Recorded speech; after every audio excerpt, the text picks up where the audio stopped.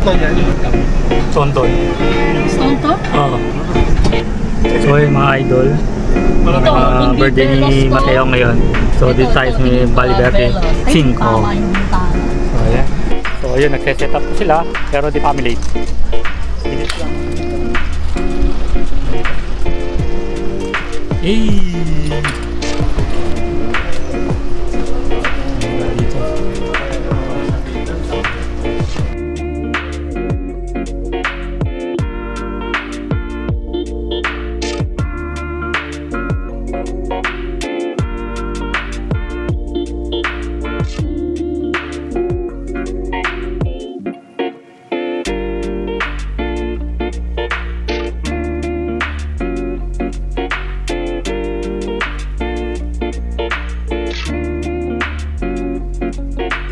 Good afternoon, everyone.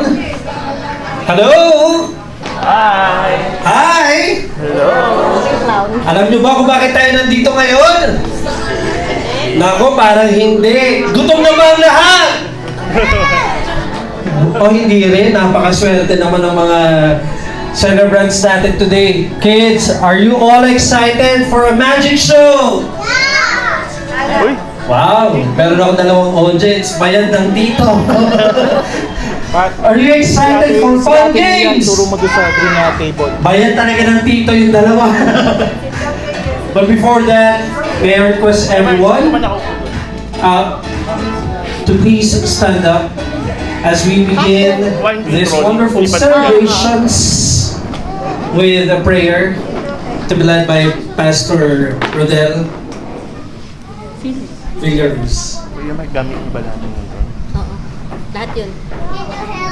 Okay, tayo po ay manalangin bago ang ating celebration. Salamat Panginoon sa iyong presensya, Lord.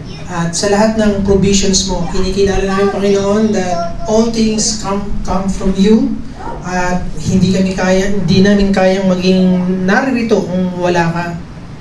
Ang sabi mo Panginoon, sa Old Testament, we should celebrate Panginoon some festivals and para bigyan ng parangal ang iyong pangalan. Ngayong araw na to, ngayong oras na to, Panginoon, we are doing that, Panginoon, as we celebrate Marcus and Matthew's birthdays.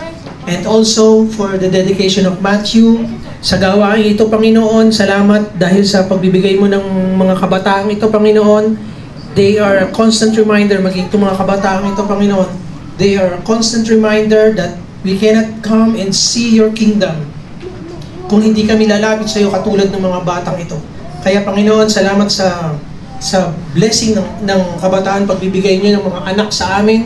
Continue to bless, Panginoon, yung magulang ni Matthew at ni Marcus, Panginoon, maging yung lahat ng kamag-anak at lahat ng Panginoon na connected sa pagpapalaki ng batang ito, Panginoon. I pray that yung guidance mo, yung provisions mo will be with them, Panginoon, para matulungan ang kanyang mga magulang, ang magulang ng mga kabataan ito, Panginoon, para mapalaki sila at mapalapit siya sa inyo, Panginoon. At kinikilala namin, Panginoon, na ang iyong presensya, Panginoon, ang tanging dahilan, Panginoon, why we are here. And so, Panginoon, sa the rest of the program, Panginoon, binibigay na namin sa iyo, Panginoon, yung take over, Panginoon, for the rest of the program. At wala kaming kayang gawin, Panginoon, kundi itaas ang iyong pangalan sa aming kalagitnaan. In the mighty name of Jesus, our Lord and Savior. Amen and amen. Amen. Thank you so much. Pastor, please sit down. Today we celebrate the Super Soto Brothers' birthday. Can we all say, Happy birthday, Mateo! Happy birthday, Mateo! Happy birthday, Marcus! Happy birthday!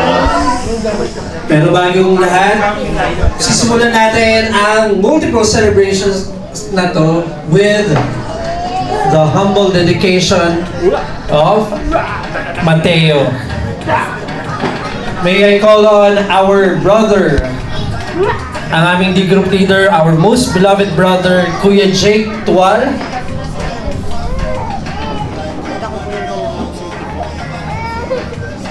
Palakpakan po natin, Kuya Jake Tual. Thank you po. Magandang hapon po sa lahat. Sir, thank you for turning off the music. Before we start, gusto ko po sanang i-prepare po natin yung ating mga sarili, no, dito po sa ating gagawin na child dedication ni Mateo. I understand po na this is just a part of the entire program because sabi nga ni Jakes, it's a multiple reason for celebration. So, ito pong gagawin nating dedication ni Mateo, it will just take 15 to maximum 20 minutes of your time. So, makikiusap po ko sa inyo na mag-participate po kayo dito. So, first off, yan, Brett, please sit down. Yan. Okay, so, before we start, mahalaga po sa ating lahat, maintindihan o maunawaan bakit merong tinatawag na child dedication. Yung pong child dedication, galing po yan sa salitang hagyaso. It's a Greek word na ang ibig sabihin po ng hagyaso is to set apart, to dedicate, to consecrate Mateo. Now, si Donna and si Mark as Christians, sila po ay nag-decide to dedicate Mateo to the Lord dahil po alam nila na kailangan nila ng tulong ng Panginoon para i-raise, no, si Mateo to be a godly child. But before we continue, can I again ask everyone to please stand para po mag-pray po tayo ulit.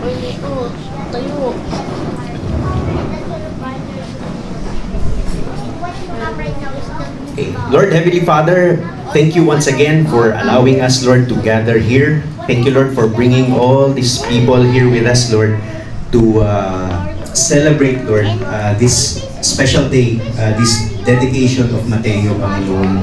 Father God, as what Pastor Rohel said, we pray, Father, and continue to invoke your presence here. We ask, dear Lord, that you override, Panginoon, everything that's in our hearts and allow us, Lord, to just enjoy your presence and most of all, Lord, understand the meaning of this rite that we are about to do.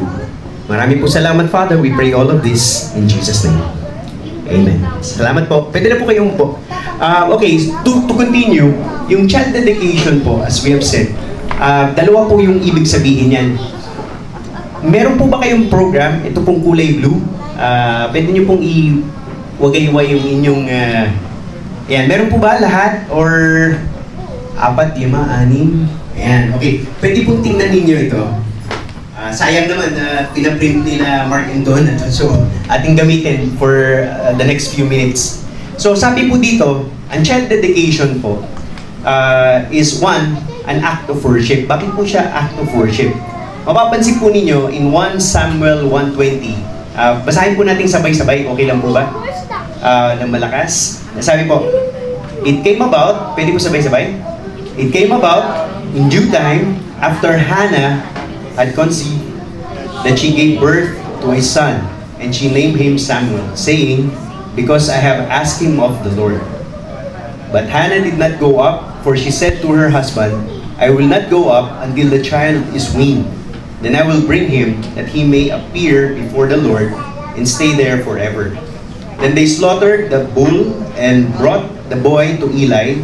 She said, O my Lord, as your soul lives, my Lord, I am the woman who stood here beside you, praying to the Lord. For this boy I prayed, and the Lord has given me my petition, which I asked of him. So I have also dedicated him to the Lord. As long as he lives, he is dedicated to the Lord, and he worshiped the Lord there. So, mapapansin po ninyo dito sa binasa nating verse, just a background, bakit ba itong storya ni Hannah ginamit dito sa program? Kung maalala po ninyo sa mga medyo familiar sa story, si Hannah po ay may asawa, ngunit matagal po silang, hindi sila nagkakaanak, in short. And alam niyo na sa kultura ng mga Hudyo, and even to our, dito sa ating setting, minsan pag walang anak, na maraming napagdadaan ng hindi maganda yung babae, no, yung nanay. Now, si Hannah, instead of doing something else, talagang she earnestly prayed, Lord, bigyan niyo naman kami ng anak ng aking asawa. And so eventually, after many years of praying, sinagot ng Panginoon yung kanyang dasal at nagkaroon nga siya ng anak. At kung makikita po ninyo dito, Kaya it's an act of worship dahil si Hannah, nung binigyan na siya ng anak na si Samuel eventually, nare-recognize po niya na yung bata ay galing sa Panginoon. And actually, yung kanyang ginawa na pag-dedicate kay Samuel, yung anak niya, sa Panginoon is not actually an act of giving up, but it's actually an act of returning. No, dahil nire-recognize niya na si Hannah ay galing sa Panginoon. And ito pong ganitong klaseng action on the part of Hannah, ito po yung isang halimbawa na yung child dedication or isang paliwanag na ang child dedication is really an act of worship to the Lord. Diba? Now secondly, mapapansin po ninyo dito sa inyong programa, ang next po is, sabi dito, ang child dedication is an acknowledgement of God's sovereignty. So, basahin po natin ng sabay-sabay yung Psalm 24 verse 1. Pwede po sabay-sabay? The earth is the Lord's and everything in it, the world and all who dwell on it, or who live in it. Now, obvious po, dito sa Psalm na ito, lahat po ng mga bagay na ating ini-enjoy, even yung kakayahan nating maghanap buhay, mag-provide sa ating pamilya, lahat po yan ay galing sa Panginoon. Yung inyo pong talino, yung inyo pong kakayahan na gumawa ng mga bagay-bagay upang kumita, galing din po yan sa Panginoon. Lalong-lalo na yung buhay natin. And so, dito po, sinasabi sa verse na ito, si Donna and si Mark, because of their desire to dedicate Mateo to the Lord God. Ito po ay itong ginagawa nating moment na ito, this is also their act of acknowledging na, Lord, galing sa inyo si Mateo. Okay po? So ngayon, dako po tayo doon sa next part ng ating program. Sabi po dito, ang pag-dedicate ng bata, it's actually a legacy of godly living. So bakit po? Now, before we can talk about godly living, yung legacy of godly living, may dalawang bagay po sa pagpapalaki. I'm now speaking to parents and future parents here. Dalawang bagay po ang mahalaga bilang mga magulang. Number one, sabi po dito, we have to teach our child. Dapat po nating turuan ang ating mga bata. Alam niyo po ba na having good children is not an accident. Having good children, responsible, future good citizens, is not an accident. Ang ibig ko sabihin niyan, kailangan po nating pagtrabahuan. Kung gusto po natin, sino po mga magulang dito ngayon? Pwede pong pakitaas ang kamay. Yan, marami. Praise God. Bilang mga magulang, kung babasahin po ninyo itong Deuteronomy 6:5-7, basahin na lang po natin ngayon. Sabay-sabay po ulit. Okay lang po ba? Love the Lord your God with all your heart and with all your soul, and all your strength. These commandments that I give you today be upon your hearts. Impress them on your children. Talk about them when you sit at home and when you walk along the road and when you get up. So, makikita po ninyo dito sa verse na ito, we have to teach our children.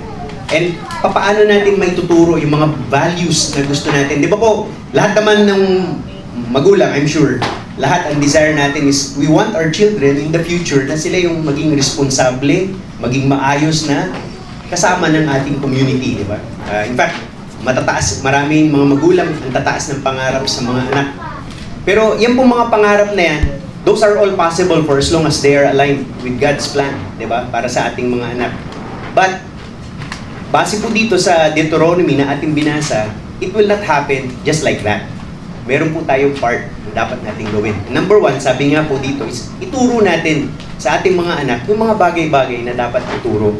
Ang number one pong dapat ituro, sabi dito sa verse na ito, is that we should, first and foremost, teach our children to love the Lord. Alam niyo po ba yung value na when we teach our children to love the Lord, first and foremost, to love the Lord first and foremost, pag natutunan po ng ating mga anak na mahalin ng Diyos, sigurado po tayo hindi yan magsisinungaling yung mga anak natin sa atin. Tama po ba? Do you agree? Do you agree with that? So it's very practical. Pag tinignan niyo po, Deuteronomy, it's an Old Testament verse. But if you really look into it, dive into it, you will understand na napaka-practical ng advice na sinasabi ng Biblia. Malinaw po? Then next, moving on, pansinin niyo po sa Proverbs 22:6, pabasa na lang po ulit, sabay-sabay. Train up child in the way he should go, and when he is old, he will not depart from it. Okay, so obvious po na hindi lang kailangan ituro sa pamamagitan ng lifestyle natin. No? We have to teach it by example. No? Kasi we have to, whether we like it or not, ito po natutunan ko sa church, na tayo palang mga magulang, whether we like it or not, kinokopya tayo ng ating mga anak. Kaya minsan nagtataka tayo, bakit yung mga anak ko mainitin ulo? Bakit yung anak ko palamura? It's not because tinuruan natin silang magmura. It's not because tinuruan natin silang mag-init ng ulo. It's because nakikita po nila sa ating halimbawa. That's why, sabi po dun sa Deuteronomy na binasa natin, we have to teach them. Ang teaching po dun is not just by words. It has to be by our actions, specifically by our example. Yun po. And then dito po, sabi sa binasa nating verse na Proverbs, we have to train them. Meaning, kung training po, hindi po siya one time na tuturo lang. It has to be a lifestyle. Yung pong training ng ating anak requires intentionality on our part. I'm speaking to all the parents. Hindi po biro talaga maging magulang. Because if we really want to have good children, we have to do our part. Okay po? Now, another one po is sa verse, sa Proverbs, still in Proverbs 13:24, pwede pong pabasa ulit.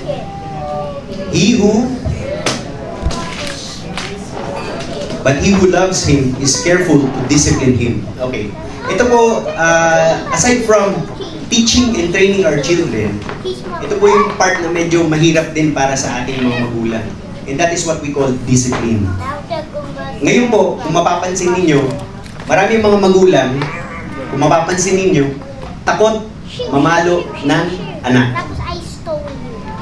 Mga magulang takot sa anak. Pag nagmaktol, wala na. Dapat disiplinahin maling behavior, hindi natin ginagawa. Why? Because takot tayo sa mga anak. Ayaw natin silang umiyak dahil pag umiyak na yan, nagwala na, lalo yung mga chikiting natin, tayo yung naiirita. So, what do? Ang gagawin natin, kung ano yung gusto nila, ibibigay na lang natin para matahimik. Di ba po? But, if you will look at the verse na binasa po natin, sinasabi po ng Biblia, napakalinaw, na we have to discipline them kapag sila ay may maling ginawa. At ang discipline dito requires spanking. Hindi po masama ang spanking. Nakakalungkot po. Ang katotohanan nakakalungkot because in many countries and even in the Philippines, we're catching on the fever na it's wrong to spank our children. But if you go back to the design of God, dahil siya ang nagdisenyo ng buhay ng tao, dapat po natin, sabi dito, kapag tayo hindi nagdisiplina sa ating mga anak, ibig sabihin, hindi natin sila mahal. Diba? He who hates his son spares him the rod. Meaning, kung hindi natin mahal ang mga anak natin, huwag nating disiplinahin. Pero kung mahal natin ang ating mga anak, yung tamang pagmamahal ng ayon sa sinasabi ng Biblia, dapat matuto po tayo magdisiplina sa kanila. Okay po? So, ngayon po, I would like to request, nasan po yung mga chosen, very special ninong and ninangs ni Mateo? Asan po sila? Roll call please. Nandito na ba si Jeff? Si Daw? Wala pa. Ninong Levi ayaw. Tapos, Ninong Jamil, present. Pumunta ba sila dito? Punta tayo dito po. Wait. Ninang Christine Corpus, Adeline, si Uncle Jacob, wala.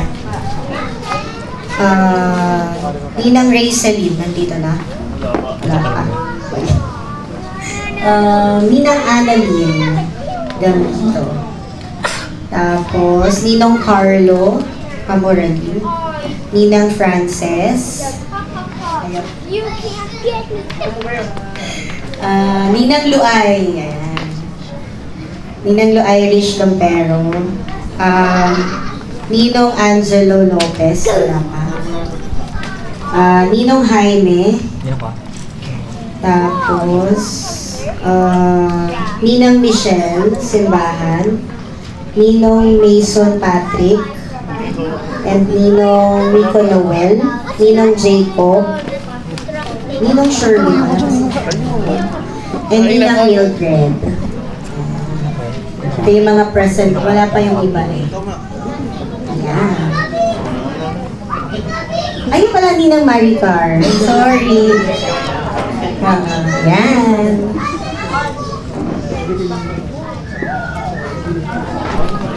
Habol na ba? May mag-a-apply pa. Joke lang. Ito po, ang mga ninang. Okay, pwede pong let's share the stage. Itong mini stage. Urong po kayo dito. Yan. Alright. Yan, kompleto na. Napaka-bless ni Mateo guys, no? Dahil ang dami niyang ninong at ninang. Now, matanong ko sa audience, why do you think may ninong at ninang sa mga ganitong event? Sir? Para mag-guide dun sa bata. Thank you sir, tama po yan. Alam niyo po, kaya po may ninong at ninang kasi sabi nga ng isang, I think, Indian proverb, sabi po, it takes a village, no? Narinig niyo na po ba yan kasabihan? It takes a village to raise a child. Yan. Now, yan po, although that's not in the Bible, pero biblical po yung principle. Dahil ang totoo, hindi po, pag nagpalaki po ng anak, kailangan po din natin ng tulong ng community, ng family. And that is where you, ninongs and ninangs, come in. You know, sabi po dito sa program, bilang ninong at ninang, sa Colossians 3:16. Basahin ko na lang po para sa inyo. Or, maganda po sabay-sabay natin basahin. Ha? Colossians 3:16. Pwede po basahin natin sabay-sabay. Go. For Christ dwell in you richly. As you teach and admonish one another with all wisdom. And na-appreciate ko po yung reason na binigay nila Mark na ganyan because it seems, no, it tells me na siniseryoso ni Mark at ni Donna yung role ninyo bilang mga, sa Tagalog, pangalawang magulang, no? Yun yung ibig sabihin ng ninong at ninang. And so, sabi po dito sa Bible, no, itong mga binasa natin, number one, we have to also set good example. Yun yung ibig sabihin ng we have to set a good example. And aside from that, as ninong and ninang, we also have to, aside from setting a good example, dapat din po nating paalalahanan. Lalo na kapag nagkakaproblema ang mag-asawa, no, mga magulang ni Mateo, kailangan nakahanda din tayong umagapay sa kanila. Okay? And then of course, we are also, as ninong and ninang, you are also given the privilege to rebuke them kapag meron silang ginagawang hindi tama. Okay? Malinaw po ba yan? So, all I'm saying is, based on the verses that we read, yung role po ninyo is not a one-time, big-time na, okay, ito yung attend tayo, di ba? Pero it's actually a lifetime commitment. All I'm saying is, hindi po biro din ang ninong at ninang. And I really pray, sincerely pray na kayo pong lahat would really take this role na ibinigay sa inyo seriously. For Mateo's benefit, of course. So, yun. Now, yung pong mga witnesses, sino ang mga witnesses sa dedication ni Mateo? Sino po yun? Kayo pong lahat, no? Yung mga audience. So, as patapos naman na po ito. But as we continue, gusto ko lang rin pong banggitin, kayo lahat, tayong lahat actually, dahil kasama po, witness din ako dito sa araw na ito. Ganun din po tayo, no? Isang maitutulong at maibibigay natin sa family ni Mateo, ni Mark, and ni Donna is to pray, no? To pray for them. Kapag napaalalahanan kayo about Mark, Donna, please, I encourage everyone to keep praying for this family. Okay lang po ba yun? Thank you. Thank you po. Okay, now, I would like to ask at this point, yung parents ni Mateo, Mark, Dons, and we now come to the part where you will have to officially pray the prayer of dedication for Mateo. So, yun. Dear Heavenly Father, thank you for giving us a wonderful child, Lord. Thank you for giving us two child na bumuo ng aming pagkatao, and ganun din po sa aming family. Heavenly Father, we humbly ask for your forgiveness as well sa lahat ng pagkukulang at pagkakamali namin bilang inyong anak at magulang. Magulang sa aming mga anak at ganun po sa pagiging anak sa inyong mahal namin Panginoon. Mahal namin Panginoon, muli inihingi po namin tong araw na ito na ma-bless nyo ang dedication ni Mateo as we are surrendering him to you. Knowing that hindi kami magiging perfect na parents, but with you, Lord, magiging posible ang lahat dahil may guidance nyo po kami. Heavenly Father, may you bless this day, Lord, to each and everyone who witnessing the dedication of our son. May you glorify each of the ninongs and ninang na mag-guide sa kanya na mabuti sa pagpapalaki sa aming bunsong anak na si Mateo. Muli, mahal namin Panginoon, labis-labis ang papuri parangal na nais namin ibalik sa inyo dahil labis-labis din po ang biyayang yung pinagkakaloob nyo sa amin, sa pamilya ko, sa lahat ng aming mga kakilala at kaibigan dito. And in your mighty name, nothing will be impossible. Amen. Thank you, Mark, Dons. Okay, bago po natin sila paupuin, and as we come to a close, meron po akong gustong i-share sa inyo. Mga ninong-ninang, salamat po. Pwede na po kayong umupo. Thank you po. Now, ito po yung kanina po nasaksihan natin, no? Through the prayer of Mark and Donna. Yung dedication, the prayer of dedication nila for their son, Mateo. Ngayon po, as we are about to close, gusto ko lang po to take this opportunity to share with you yung greatest act of dedication. Ano po yun? Alam niyo po sa program niyo ulit, may nakalagay dyan, John 3:16. Kita niyo po ba? John 3:16. I think memorize po ng marami yan. Ang nakalagay po sa John 3:16 is, For God so loved the world that He gave His one and only Son, that whoever believes in Him shall not perish but have eternal life. Alam niyo po ba na itong verse na to, ito yung greatest act of dedication. Bakit po?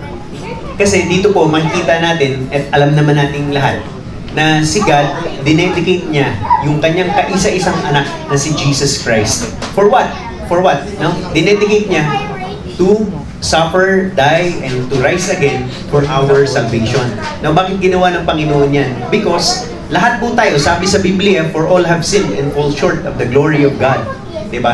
So dahil po tayo lahat nagkasala, ang bad news po is when we die, impyerno. No? Impyerno yung ating destination. Yan po yung sure na destination natin dahil tayo nagkasala. But, kaya may good news is because through Jesus Christ, no? If we accept Jesus Christ as our Lord and Savior, yun lamang po ang kailangan. Tanggapin si Jesus Christ as our Lord and Savior, and you will be saved. No? Sabi nga po sa Bible din, somewhere in Ephesians, sabi niya, it is by grace that you have been saved, not by works, so that no one may boast. Yan ang sabi ng Biblia, na hindi po yung ating kabutihang asal, hindi po yung ating mga mabubuting gawa ang magliligtas sa atin. Marami po sa atin, naturuan tayo ng ating, marami na nakarinig sa atin na kailangan mabuting tao ka. Kailangan maging mabait ka, gumawa ka ng maraming kung ano-anong good works. Diba? Yan po ang alam ng marami sa atin. Pero no amount of good works will bring us to heaven. Bakit? Dahil sabi din sa Biblia, sinabi ni Kristo mismo sa John na I am the way, the truth, and the life. No one comes to the Father except through me. Ibig sabihin po, ang tunay at tanging daan papuntang langit ay sa pamamagitan ni Jesucristo. Kaya po, sabi dito sa John 3:16, whoever believes in Him shall not perish but have eternal life. So, ibig sabihin po, yung faith Yun lamang po ang kailangan natin. At yung good works na gagawin natin or ginagawa natin, yan lamang po ay ebidensya lamang or patunay lamang na totoong tayo ay tumanggap sa Panginoon. Yan. Malinaw po ba yun? Okay. Mateo, Panginoon. Help them, O Lord, and Father God, whatever concerns they may have, Panginoon, I praise you. I thank you, O God, because nothing is hidden from you. And I know, O Lord, that you are continually working, Father, divinely in the life of Mark and Donna, Panginoon. So, Father God, once more, we thank you, we praise you, and all of this, Lord, we pray in Jesus' mighty name. Amen. Amen. Okay, thank you everyone. Thank you for participating.